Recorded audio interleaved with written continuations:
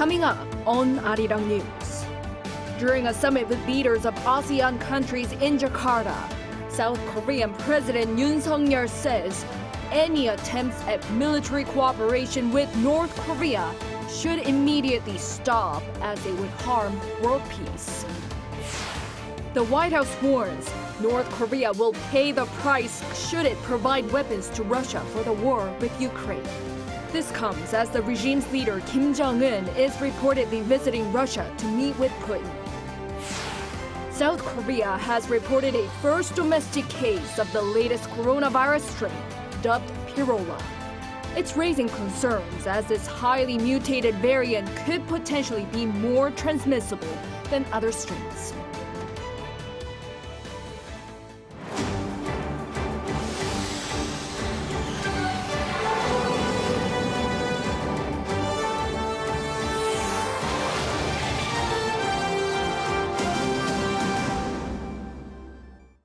Good evening. It's 9 p.m. here in Seoul. Thank you for joining us on Arirang News. We begin with South Korean President Yoon in Jakarta. On Wednesday, he held a dialogue with the 10-member ASEAN bloc and outlined ways to put into action his Korea-ASEAN Solidarity Initiative, which pursues freedom, peace, and prosperity in the region. The South Korean leader also called for greater cooperation at the ASEAN +3 meeting with Japan and China, particularly on curbing North Korea's nuclear program. Here's our correspondent Oh Soo-young reporting from Jakarta. President Yoon has called for strong concerted efforts to end North Korea's nuclear and missile development and push for trilateral cooperation with Japan and China for regional peace and prosperity in the Indo-Pacific. Holding a bilateral dialogue with the Association of Southeast Asian Nations in Jakarta, the South Korean leader on Wednesday outlined ways to put into action his Korea-ASEAN Solidarity Initiative, which pursues freedom, peace and prosperity in the region. First addressing regional security, Yoon highlighted Pyongyang's weapons program as a serious threat to peace on the Korean Peninsula, the Indo-Pacific, and a direct challenge to global non-proliferation efforts. Reacting to news of potential arms cooperation between North Korea and Russia, Yoon said attempts at military cooperation with North Korea that harm the peace of the international community must be stopped immediately. He requested ASEAN's cooperation in denuclearizing the North and ending its illicit funding activities such as cryptocurrency theft and dispatching overseas workers. On wider regional security, he proposed strengthening cooperation in the defense industry, cybersecurity and transnational crimes involving drugs and terrorism. He emphasized that peace and stability in the South China Sea, a key maritime transportation route in the region, is essential for the prosperity of the Indo-Pacific region, pledging to ramp up support for the maritime law enforcement capabilities of ASEAN countries and expanding joint training. Also presenting ways to strengthen economic links with Korea's second-largest export market, Yoon pledged efforts to foster collaborations between Korean and ASEAN youth on digital technologies and greater support for development projects in the Mekong area. On non-traditional security issues, Yoon reaffirmed support for the regional bloc's climate response, its capacity to produce vaccines and develop treatments for infectious diseases. To tackle such global challenges, the South Korean leader proposed further cooperation measures as the rotating chair of the ASEAN +3 meeting with Japanese Prime Minister Fumio Kishida and Chinese Premier Li Qiang. These include food security, innovation and supply chain security, and investing in future generations by nurturing talents in science. Amid geopolitical tensions surrounding China and the Indo-Pacific, particularly with President Xi Jinping sitting out the ASEAN and G20 summits, Yoon called for a resumption of trilateral dialogue between the Northeast Asian countries.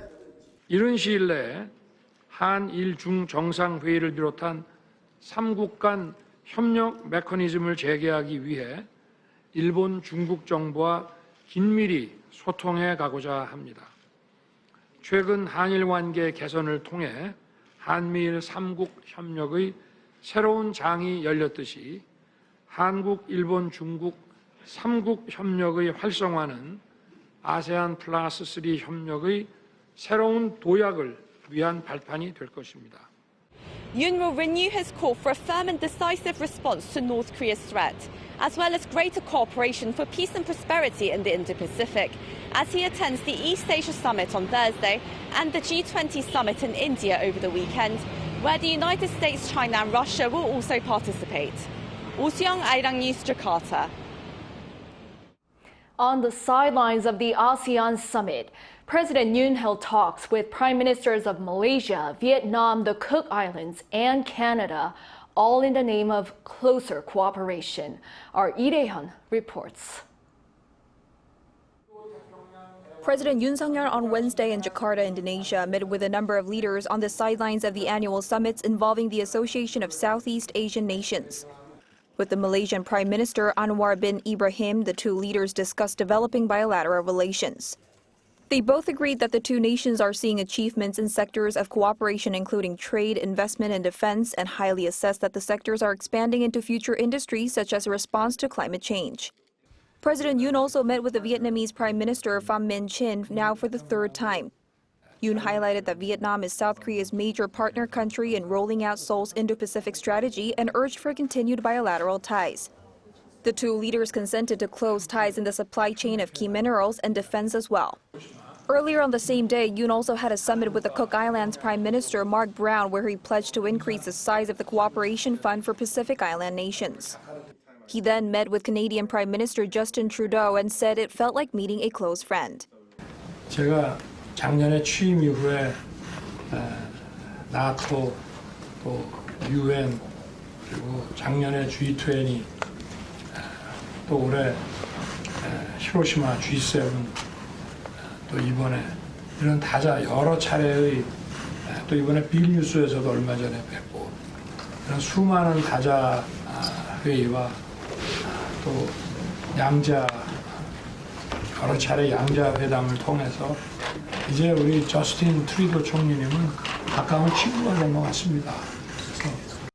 In response, Trudeau also expressed his gratitude towards South Korea for helping to fight Canada's wildfire.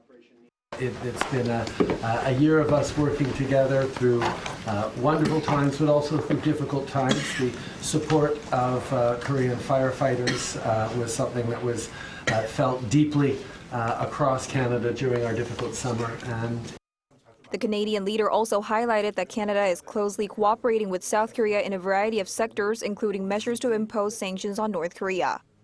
Incheon, Arirang News. Continuing with the president's schedule in Jakarta. On the sidelines of the ASEAN Summit on Wednesday, President Yoon attended the South Korea-ASEAN AI Youth Festa. Prior to the event, Yoon encouraged South Korean companies that are actively seeking out ASEAN partners. He also has held talks with young people from South Korea and ASEAN nations who are studying AI or doing business in the ASEAN region. There, Yoon pledged to support their innovative ideas to help them spread across the world. The festival was held to promote the South Korea-ASEAN Digital Innovation Flagship Project, which will be rolled out next year to strengthen digital human capabilities and develop AI-based services.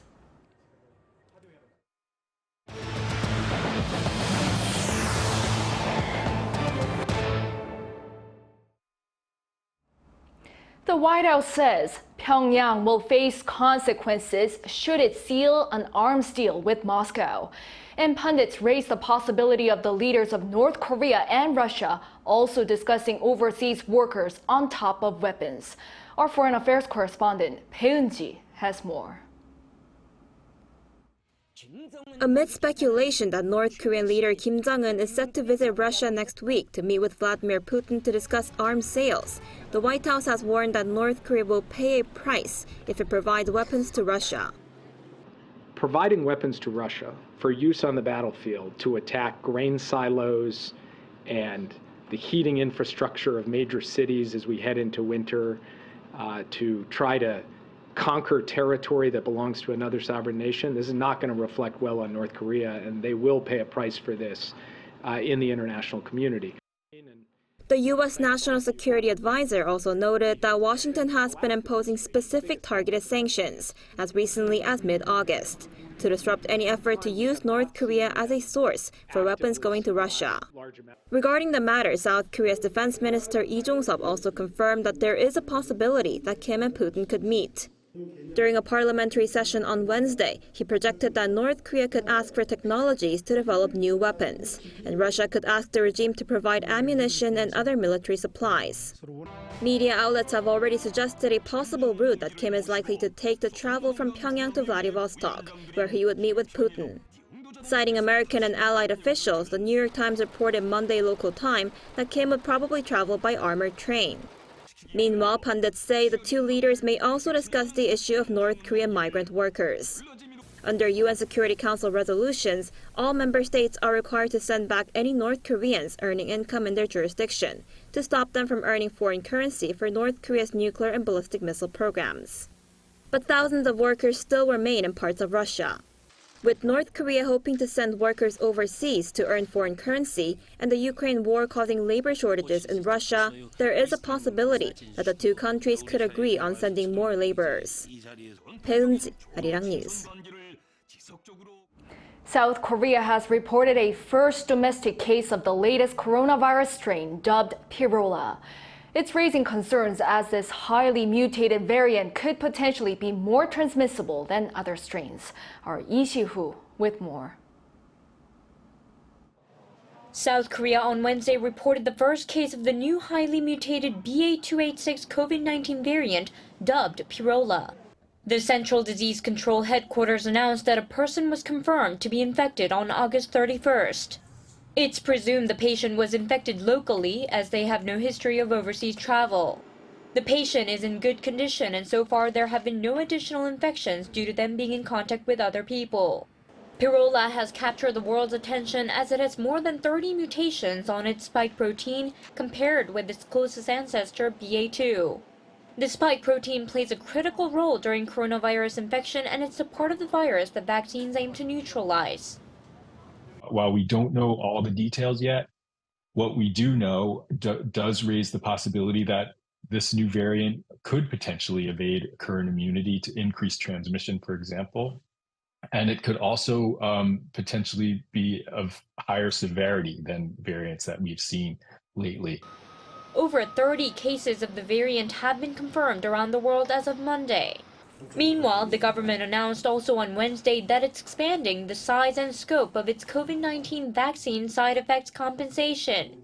The ruling People Power Party and the administration said they will pay up to 30 million won, or some $22,000 to families whose loved ones died within 90 days of vaccination and whose cause of death has not been confirmed by an autopsy.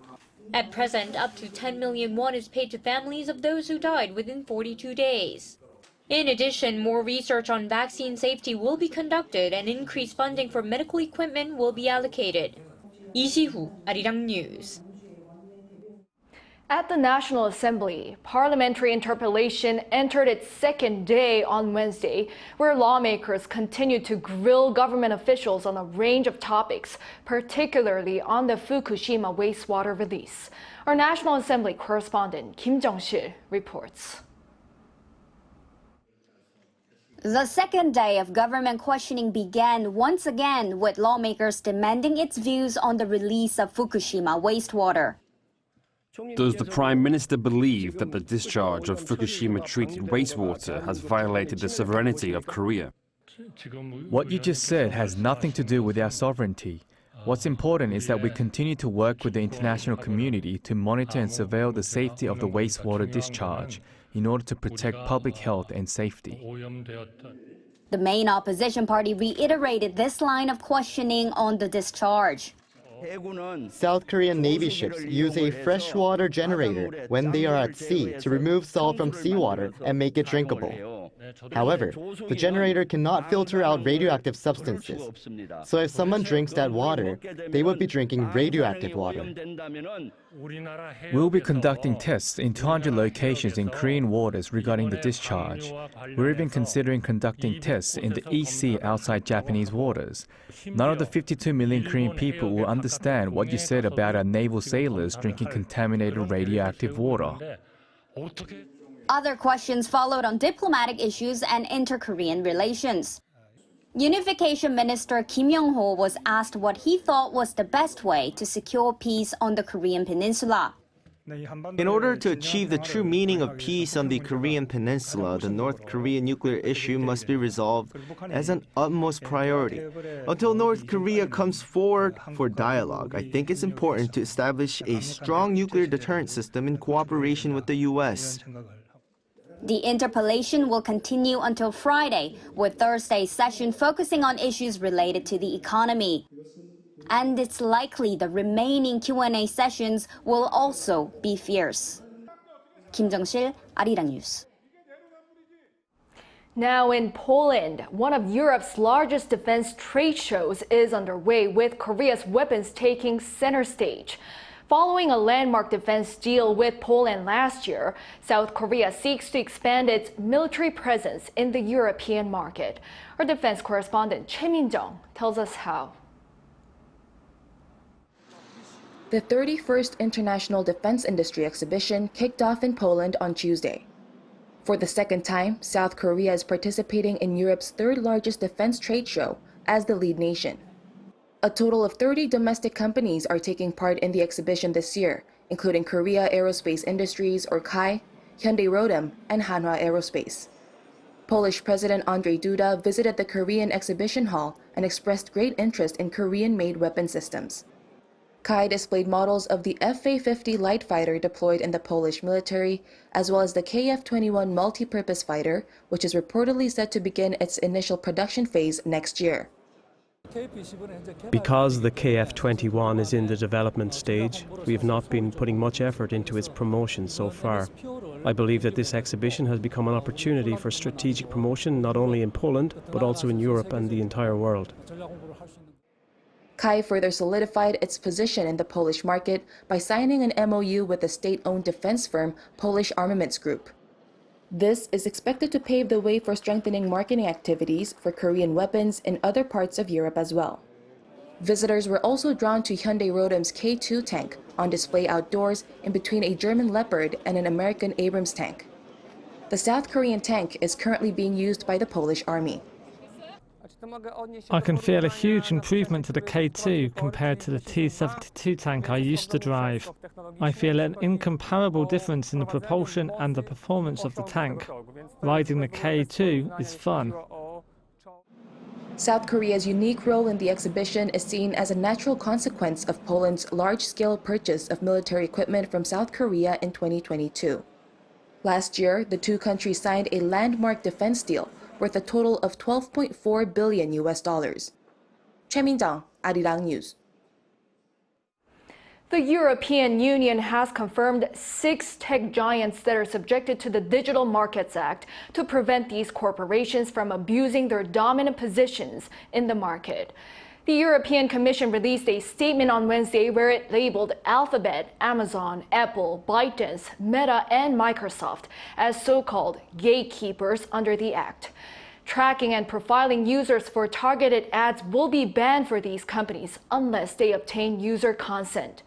6 months have been given to implement the list of restrictions, and if the companies fail to comply, they can be hit with a penalty of up to 10% of their annual turnover. Samsung was excluded from the list, although they had expected to be subject to the rule.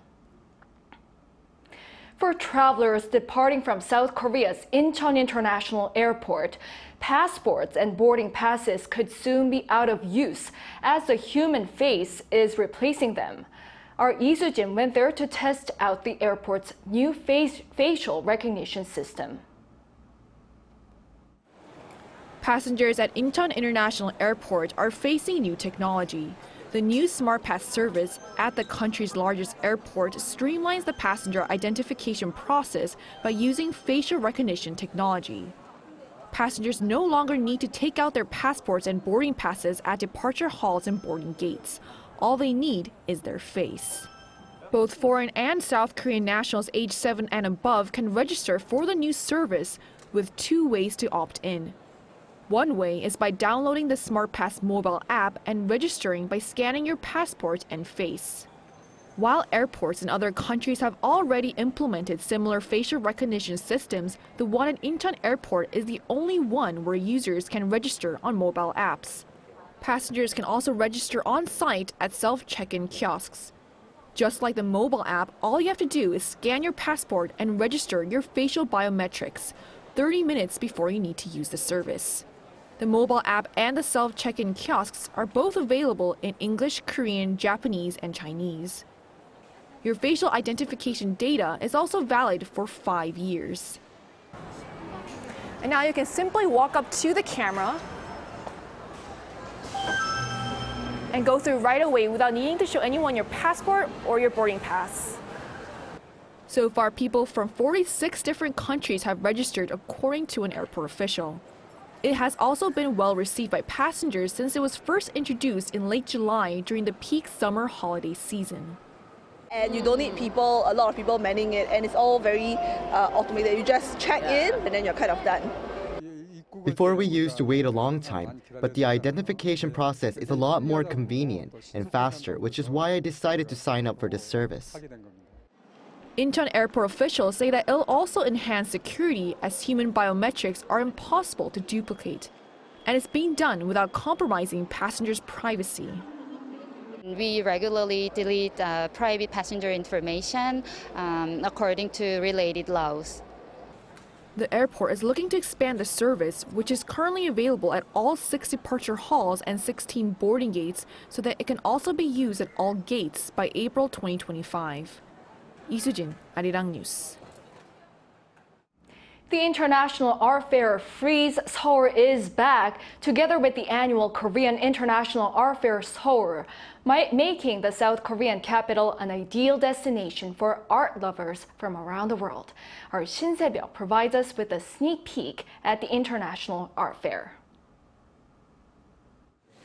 The International Art Fair Frieze Seoul has returned, with its 2023 joint edition being held with the annual Korean International Art Fair Seoul, commonly known as KIAF, at the COEX in the capital's Gangnam-gu district. Following its successful debut in 2022, Frieze, one of the largest art fairs in the world, has come back to the South Korean capital. This time it features works from over 120 leading international galleries from 30 countries. Frieze, all Friezes look for cities that have an amazing sort of cultural landscape and appreciation for creativity. So Seoul, I think, is a fantastic choice. Of course, you see a lot of creativity in all types of fields, whether it's film or fashion or music, of course, art, design. The main section highlights a variety of works, such as those by master artists such as Pablo Picasso and Henri Matisse. 4 global mega-galleries, including the Gagosian, a worldwide network, and PACE, are participating in this section. In particular, the Gagosian presents Korean artist Baek Nam-jun's iconic masterpiece, TV Buddha. South Korea-based galleries, including Gukje and Lian, are spotlighting significant global creatives from across generations. The art fair also features 2 smaller sections, Frieze Masters and Focus Asia. In the Frieze Masters section, a diverse array of works from antiquity to the 20th century welcome art lovers. And there is Focus Asia, a section dedicated to showcasing solo presentations from young galleries based in Asia. Of those presented, what really catches the eye is a large-scale fabric installation by young South Korean artist Woo Han-na titled The Great Ballroom. Woo, the winner of the inaugural Artist Award at Frieze Seoul, finds such fairs provide artists with opportunities to gain global popularity. South Korea may be relatively small in size, but it has a vibrant cultural scene and soft power. With a multitude of world-class art galleries converging in Seoul, it's a fantastic place for artists to tap into exciting opportunities. Running alongside Frieze Seoul is the 22nd edition of KIAF Seoul. This year's KIAF Seoul brings together 210 galleries from 20 countries, including 140 local exhibitors. Frieze Seoul runs until September 9th, and KIAF Seoul is keeping the art vibes flowing until the 10th. Shin Se-byuk, Arirang News.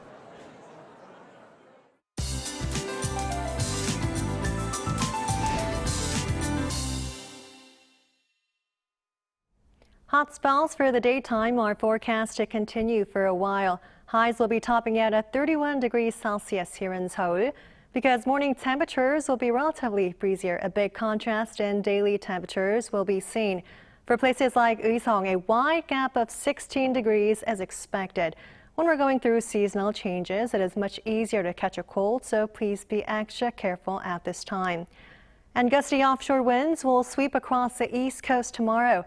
Winds will be gusting as fast as 20 meters per second, so it would be highly recommended to secure any items that could get blown away. And for the coastlines of Gyeongsang-do Province and Jeju Island, high ocean waves are in the forecast. At times, seawater may even overtop nearby roadways, so please drive with extra caution. Under sunny skies, Seoul will be starting off at 20 degrees Celsius. Highs in Seoul will jump to 31 degrees. Daejeon and Chuncheon 30. Busan will be topping out at 28 degrees. And for the remainder of the week, similar weather pattern is in the forecast with highs of 30 to 31 degrees. That's all for now, and here are the weather conditions around the world.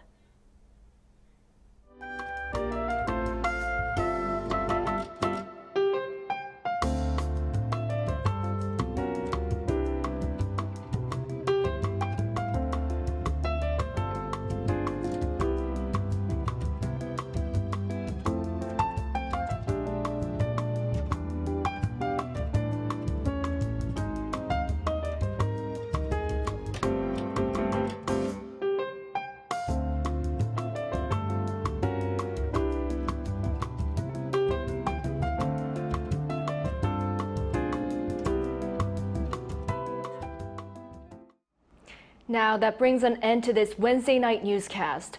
Thank you for watching. We'll be back tomorrow with the latest news. Good night.